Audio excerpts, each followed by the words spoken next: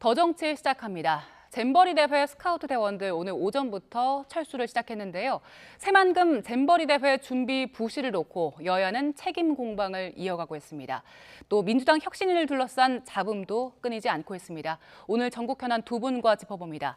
이태규 국민의힘 의원, 서영교 민주당 의원과 함께합니다. 어서 오세요. 네, 안녕하십니까? 안녕하세요. 예. 자, 민주당 이재명 대표, 김은경 혁신위에 대해서 어제 유감을 표명했는데요. 국민의힘에서는 유체이탈식 정신세계란 비판의 목소리가 나왔습니다. 먼저 여야의 목소리 듣고 돌아오겠습니다.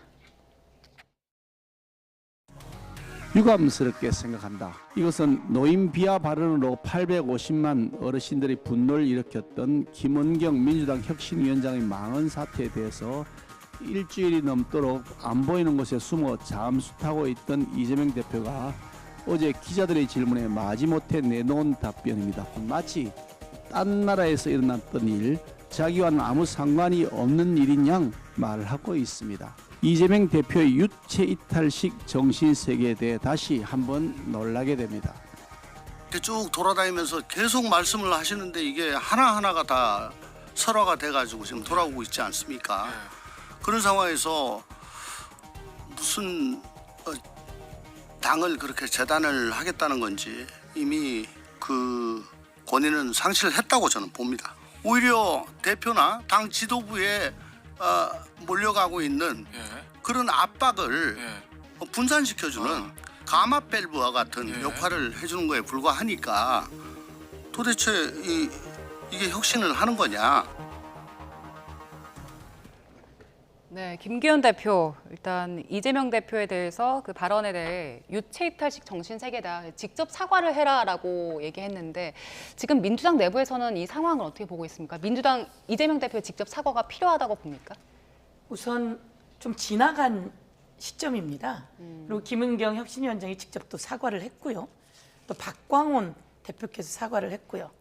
김기현 국힘당 대표가 이재명 대표를 끌어들이고 싶은데 뭐 모두 다 같이 하는 휴가 기간이었고요. 그 휴가 기간에 너무 많은 것들을 움직이면 또 그대로 다른 사람들도 힘들기 때문에 좀 그 입장 표명을 하지 않았던 것이고요. 그래서 어제 유감 표명을 했습니다. 그럼에도 불구하고 또 하라고 유체 이탈식 얘기를 하는데요.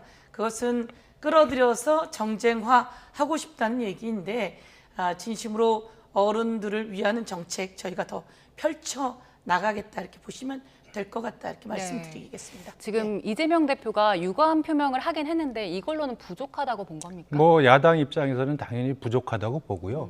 왜냐하면 혁신위원장을 직접적으로 이제 영입해온 당사자, 또 지명한 당사자가 이재명 대표 아니겠습니까?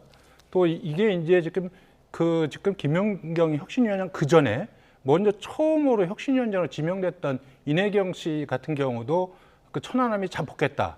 이런 국민 상식과 눈높이에서 완전히 동떨어진 분을 이제 지명을 했다가 그게 문제가 돼갖고 그만뒀는데 두 번째로 오신 분도 계속해서 설화를 일으킨단 말이에요. 그럼 여기서 혁신위원을 지명하신 이재명 대표에 대한 책임이 분명히 있고요. 여기에 대해서는 저는 책임 있게 말씀을 하시는 게 좋다고 보는데 만약에 또 이 혁신위원장의 잘못에 대해서 사과를 하게 되면 실제로도 혁신의 권위 자체를 스스로 또 부정하는 결과를 갖고 오기 때문에 저는 이재명 대표가 굉장히 조금 난처한 입장에 있다고 생각이 드는데 저희 현재 국민의 눈높이나 입장에서 볼 때 현재 김은경 위원장이 보여주는 그런 발언 또 행태 이런 부분들은 쉽게 이렇게 용인되고 넘어갈 수 있는 사안은 아니라고 보거든요. 저는 그래서 이재명 대표가 정말 혁신의 의지가 있으시다고 한다면 저는 과감한 조치가 오히려 혁신의 동력을 살릴 수 있지 않겠는가. 지금 이대로 가서 무슨 혁신의 동력이 살지 그 부분에서 저는 굉장히 회의적으로 봅니다. 예, 지금 당 밖에서 이런 비판 나오고 있고 당 내부에서도 혁신위가 좀 동력을 잃었다 이런 평가들 나오고 있습니다. 이상민 의원은 스스로 해산을 해야 한다라고 했고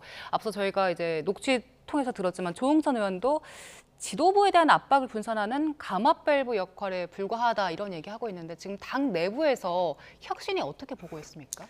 우선 혁신위를 내놓은 것은 우리가 좀 더 국민께 다가가는 정당으로 올바른 정치를 해나가는 데 있어서 좀 더 객관적인 요청이 있는지 국민들의 목소리를 대신해서 들어보자라고 해서 혁신위를 꾸리게 되었습니다. 그리고 혁신위는 그 역할들을 하고 있고요. 그런데 이제 그 와중에 설화의 이야기는 있는 게 사실이고요. 그래서 좀 안타깝지만 좀 늦게 사과한 측면도 안타깝고 그런 과정 속에서 저희가 이에 대해서는 김은경 당사자 그리고 또 박강원 대표도 표시를 했습니다. 그런데 이제 또 우리 노인회 위원장님이 또 이제 사진에 예. 손으로 때리는 장면들이 나오면서 조금 이게 꼬이는 측면들이 없지 않아 있어서요.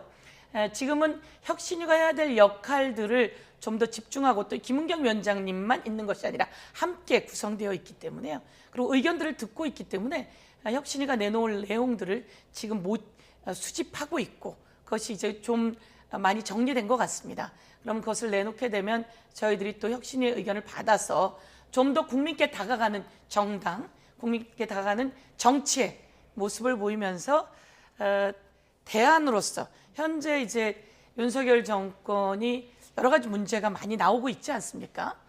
뭐 이태원에서 시작해서 지난 홍수재해 때 그 오송 지하차도에서 수많은 사람들이 목숨을 잃어가고 뭐 사실 여기에 유체이탈 화법이 더 많다고 생각하고요.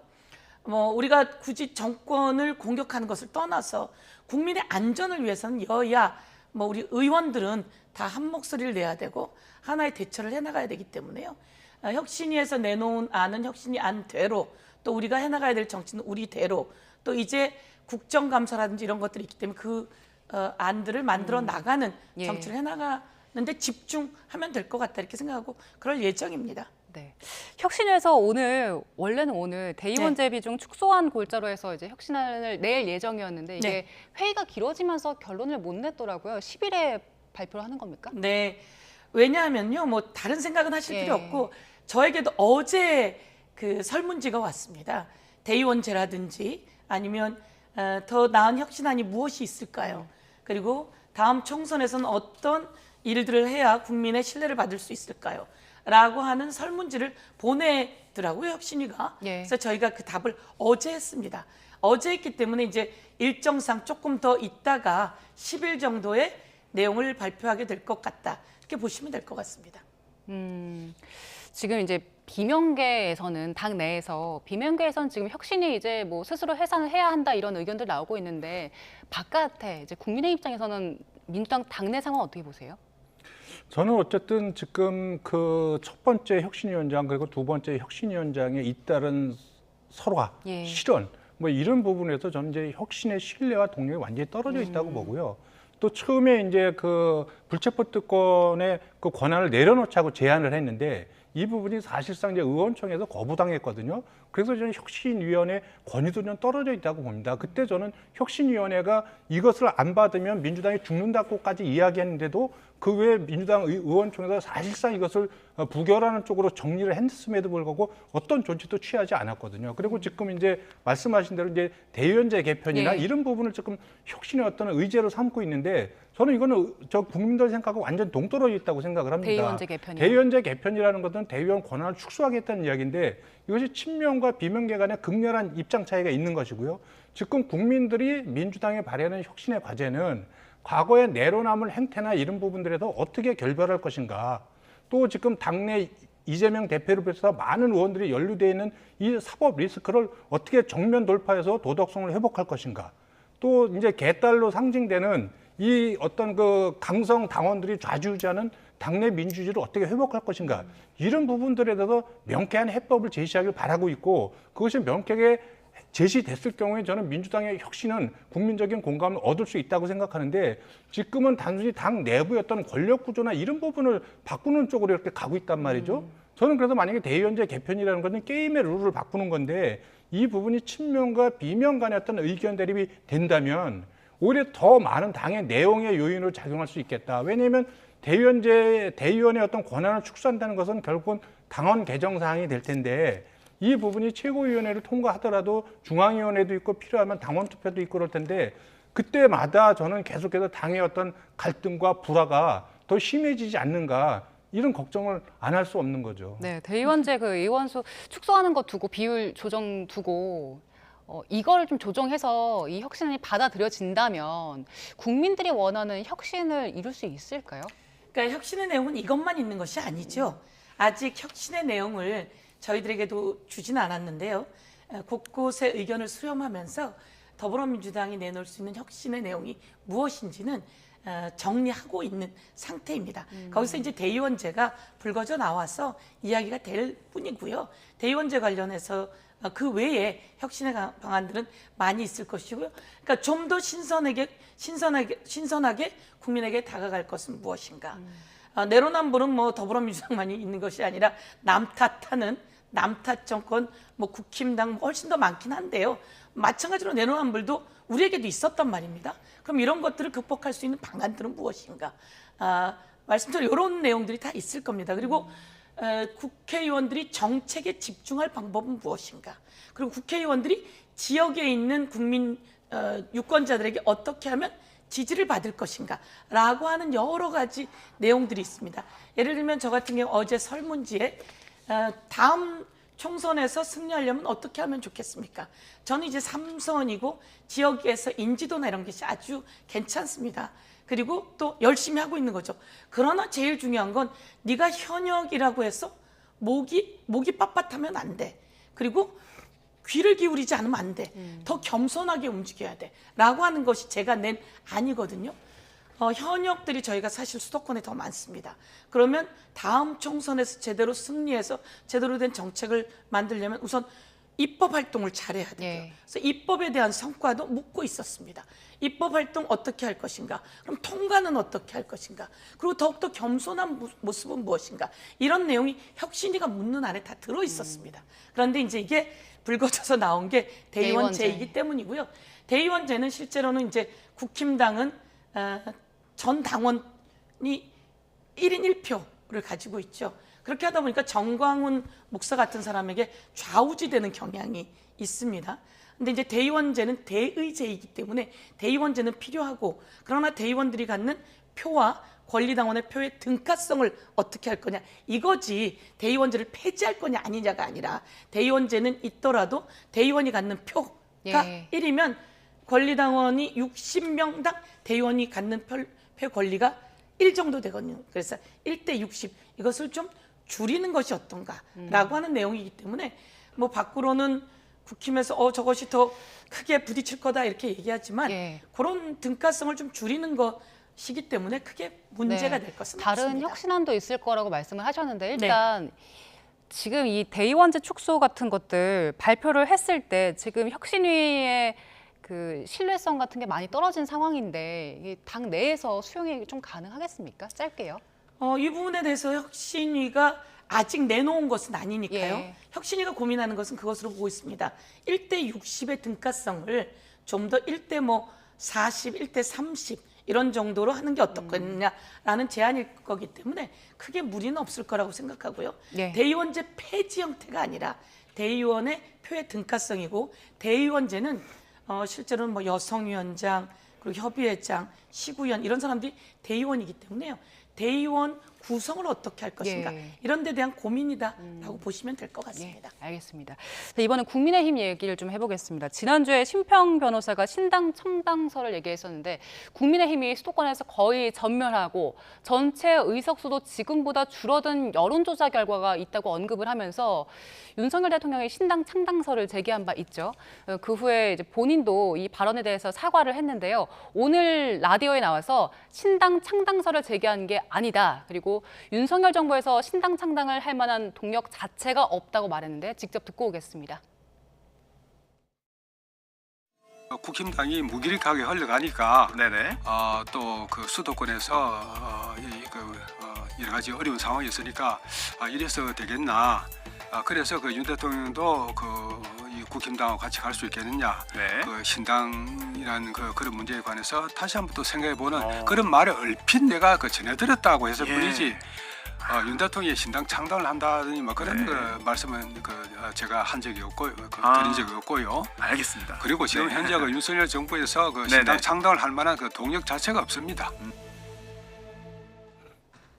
심평 변호사가 일단 사과를 하면서 일단 신당 창당설은 어느 정도 해프닝으로 마무리가 됐는데, 그런데 이제 그 발언으로 국민의힘 그 내부에 위기감이 좀 드러난 게 아닌가라는 얘기들이 나오고 있어요. 이태규 의원님도 지금 지역구가 양평이시잖아요. 그래서 지금 제 고향이 양평입니다. 아, 그렇습니까? 네, 비례시죠. 네. 예, 지금 수도권에서 그 수도권을 지역구로 둔 의원들 실제로 좀 위기감을 느끼고 있습니까?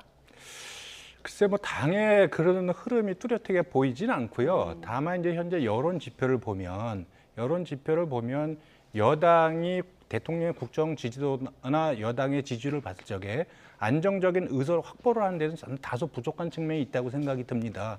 다만 이제 다행스럽다고 표현하기는 좀 그렇지만 야당도 이제 하향 박스권에 갇혀 있기 때문에 예. 그래서 지금 두 당의 어떤 지지율 합을 보면 한 70% 정도가 못 미치거든요. 결국 이제 무당층이 굉장히 많이 늘어난 상태인데 결국은 내년 총선에서 누가 무당층 또 중도층으로 대표되는 무당층의 어떤 그 마음을 얻을 것인가가 지금 굉장히 중요하고요.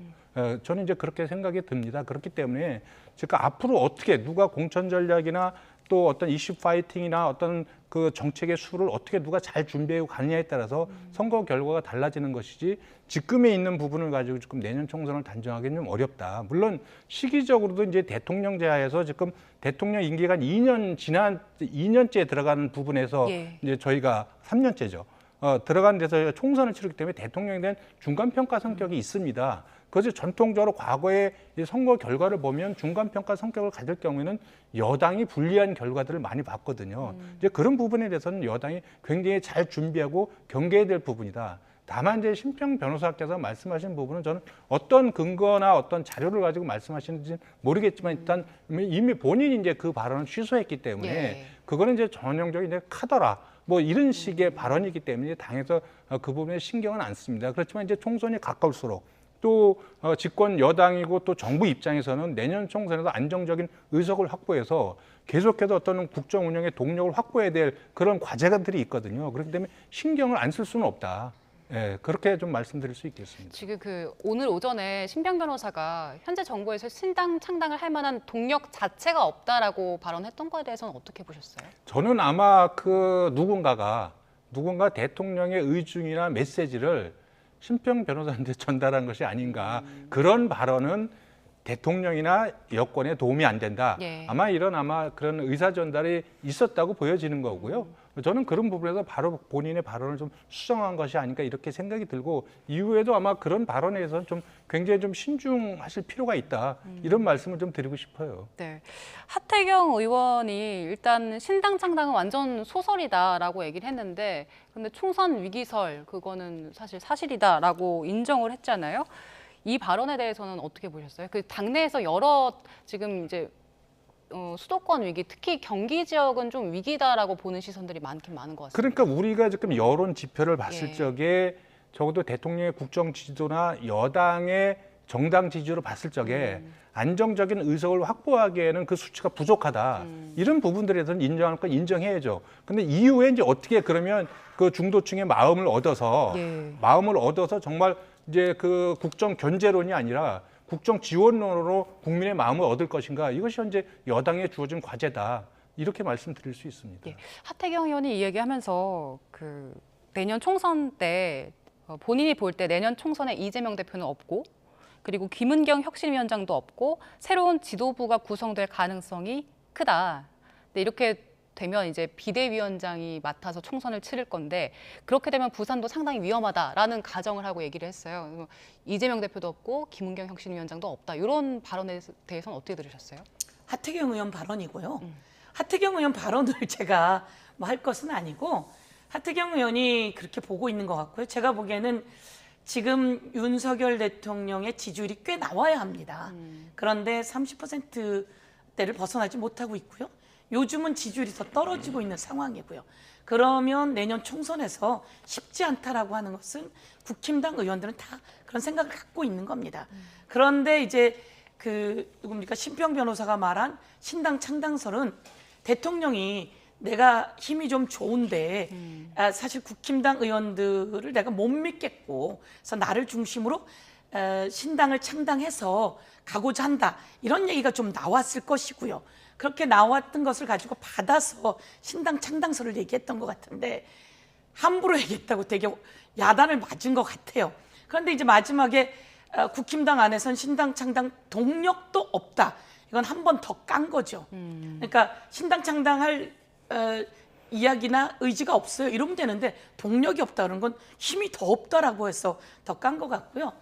더불어민주당은 아까도 제가 말씀드렸듯이 국민을 위해서 어떤 정치를 할 것인가, 국민을 위해서 어떤 법안을 통과시키고 국민께 어떻게 복무할 것인가라고 하는 모습을 보이는 게 더 중요하다. 예. 지금 그 여권 검찰이 이재명 대표를 흔들고 검찰발 그 수사가 계속되면서 저희들도 편치만은 않습니다. 네. 이런 상황 속에서 더욱더 그 좋은 모습을 보여주는 것이 저희들의 혁신의 노력이고요. 네. 다음 총선에 제대로 된 모습을 보여서 대한민국이 지금 명분도 명예도 많이 실추됐잖아요. 이런 것을 올릴 수 있도록 힘을 모아 나갈 예정입니다. 예, 알겠습니다. 자, 저희 주제를 바꿔보겠습니다. 잼버리 대회 얘기를 해볼 텐데 잼버리 대회에 1,000억 원이 넘는 세금이 쓰였습니다. 이게 어디에 쓴 건지 따져봐야 하는데 일단 잼버리를 배우겠다면서 공무원들이 100번 가까이 해외로 나간 사실이 드러나서 논란입니다. 먼저 여야의 목소리 듣고 오겠습니다. 일단 며칠 안 남은 잼버리 기간에 모든 걸 다 해서 네. 이 잼버리 참가 인원들에게 좋은 인상을 주는 거 대성공적 마무리에 총력을 기울여야 한다는 말씀을 거듭 밝힙니다. 정권 차원의 문제, 언제 시작됐고 언제 뭘 했고 이런 것 때문에 정쟁화되는 것은 지양해야 된다 이렇게 생각합니다. 네. 어쨌든 정부 차원의 감산이 있어야 할 걸로 봐요. 이 예산이 어떻게 쓰였냐에 대해서도 많은 지금 언론의 비판이 있지 않습니까? 그렇죠. 아웃도 잼버리 대회가 영지를 조기 철수하면서 사실상 종료되게 되었습니다. 잼버리 대회뿐만 아니라 오송 지하차도 참사, 철군 누락 아파트 등 이 모든 문제에 대해서 윤석열 정부는 전 정부 탓을 하고 있습니다. 정말 무책임과 무능력의 극치입니다. 윤석열 정부는 아마 우리 정치사에서 최단기간 최대의 남 탓을 한 정부가 아닌가 싶습니다. 네. 잼버리 대회 성공 개최 사례 조사를 한다고 지금 공무원들이 스위스, 이탈리아로 6박 8일 동안 출장을 갔는데 이 두 나라 지금 알려진 것처럼 잼버리 대회에 연적이 없었잖아요. 그래서 김기현 대표는 지금 이거 공금 횡령이다 이런 주장까지 하고 있는데 의원님 입장 어떠십니까? 저는 이제 대회가 지금 엉망으로 준비가 됐기 때문에 조사나 감사를 하게 되면 반드시 저는 예산 낭비나 예산 유용 문제가 드러날 수밖에 없다고 생각이 듭니다. 그거는 대부분의 경험치로 그것이 확인될 수 있는 거고요.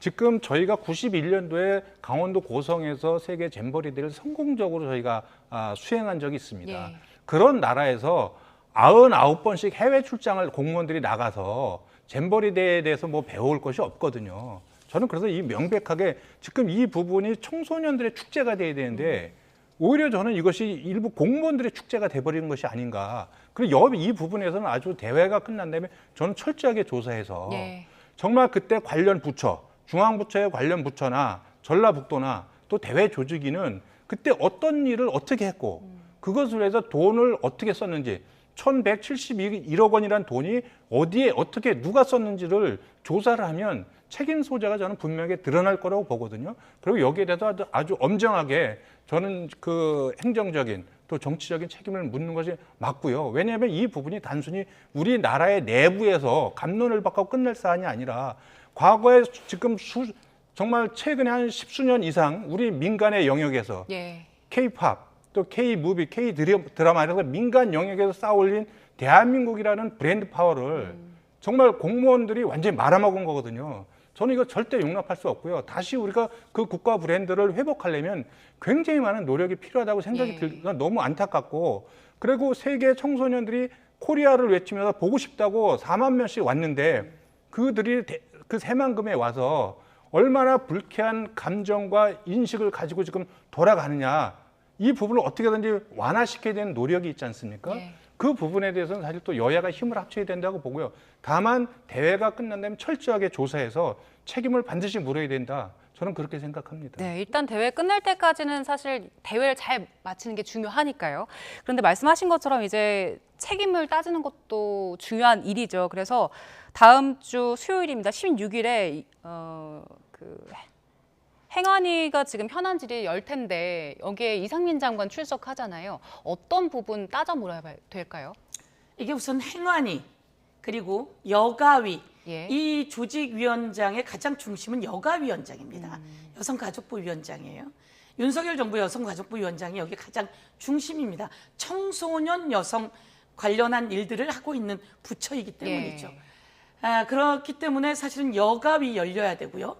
행안위 열려야 되고요. 문체위 이 세 사람의 장관이 조직위의 위원장입니다. 공동위원장인데요. 우선 이 잼버리가 맨 처음에 어떻게 해서 문제 제기가 되기 시작했냐면요. 열리는 날이에요. 열리는 날 대통령이 개영식에 참석을 합니다. 예. 근데 아이들이 거기 입장을 해야 되는데요. 대통령이 왔다고 해서 가방을 다 뒤집니다. 가방을 다 뒤져서 아이들이 8시간씩 기다리게 되는 거예요. 그러면서 쓰러지게 되는 거죠. 그러면서 집으로 전화를 한 거예요. 엄마 나 너무 덥고 힘들어. 라고 했을 때 그 영국 같은 데서 문제 제기를 하기 시작한 겁니다. 왜 이런 일이 일어나죠?